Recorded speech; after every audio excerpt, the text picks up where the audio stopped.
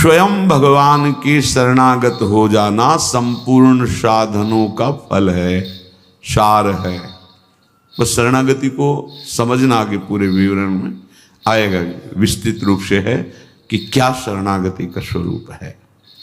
शरणागत हो जाना प्रभु के संपूर्ण साधनों का फल है, सार है। जैसे भक्ति के 9 विशेष स्वरूप हैं, श्रवणम, कीर्तनम, स्मरणम, विष्णुपाद सेवनम, अर्चनम, वंदनम, दास्यम, सख्य। पर ये जो 9वां है ये अष्ट भक्ति का फल है, आत्मसमर्पण, आत्मनिवेदनम, आत्मसमर्पण। अपने आप को प्रभु के हवाले कर देना, अंदर से, हृदय से।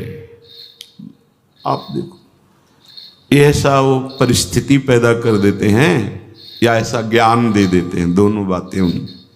पूर्ण समर्पण तभी होता है जब अशरण हो जाता है, हर जगह धक्का, कोई सहारा देने वाला नहीं, उसके पास कुछ नहीं, कोई अगर उसकी तरफ से निकलना चाहो तो हटकर दूर खड़ा हो जाएगा, कहीं कुछ मांग न ले, कहीं कुछ कह न दे, ऐसा तिरस्कृत, उसे विश्ववंदनी बना देते हैं भगवान।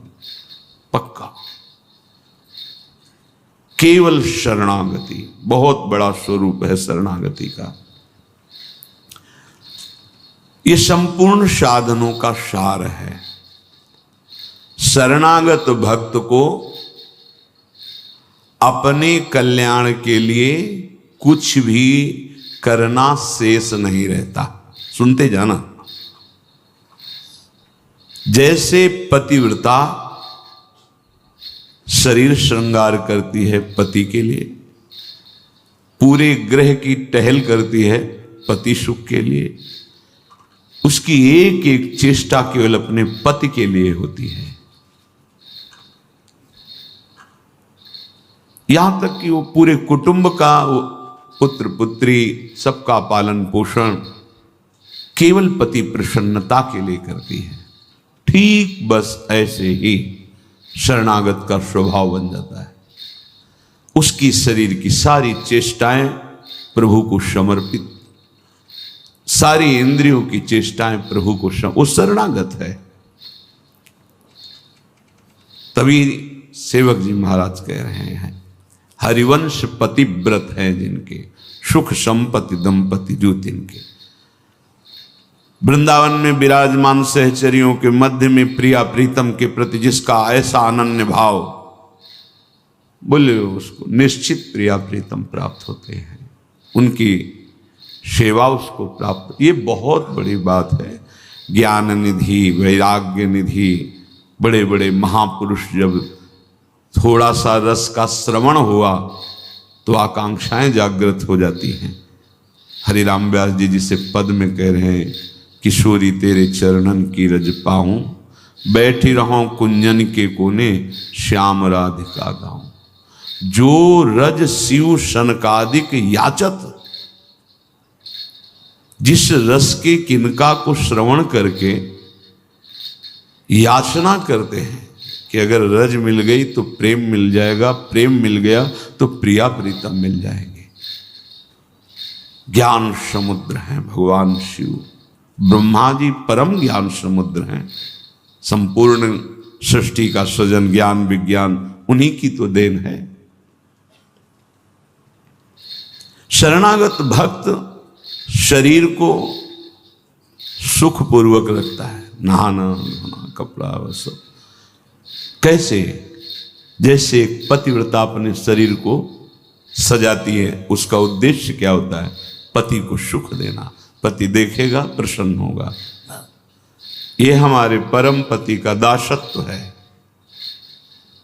गर्व से जैसे वो मांग भरती है, मंगल सूत्र धारण करती है, ऐसे ये तुलसी जी, ये हमारा मंगल सूत्र है हमारे प्रीतम परम पति के लिए।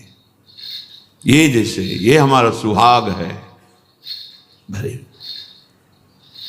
किसी के एक प्रीतम होते हैं तो ठसक में घूमती है, हमारे तो दो दो प्रीतम, प्रिया और प्रीतम दोनों, बिहरत दो प्रीतम कुंज, ये हमारे दो।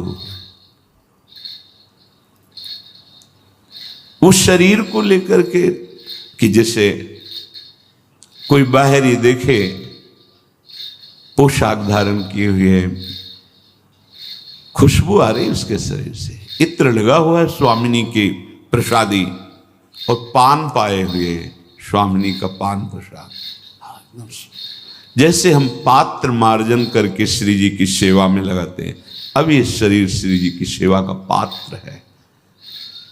मैं करके भोगों में उतारना निंदनीय है, त्याज्य है, लेकिन श्री जी को समर्पित ये शरीर, चाहे गृहस्थ हो चाहे विरक्त, अब वो उसी तरह से प्यार दुलार लायक है जैसे हम ताम्र पात्र को मार्जन करके पवित्र स्थान में ऊंचे पे रखते हैं। क्यों? क्योंकि ये श्री जी की सेवा में आएगा, तो ये श्री जी की सेवा पात्र हो गया। शरणागत का चिंतन कैसा होता है?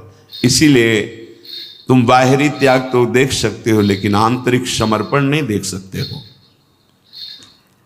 जो प्रभु के शरणागत हो जाता है उसकी कोई जाति नहीं होती, उसका कोई गोत्र नहीं होता, कुल नहीं होता उसका कोई, उसका वही कुल होता है, वही जाति होती है, वो गोत्र होता है जहां समर्पित हो जाता है।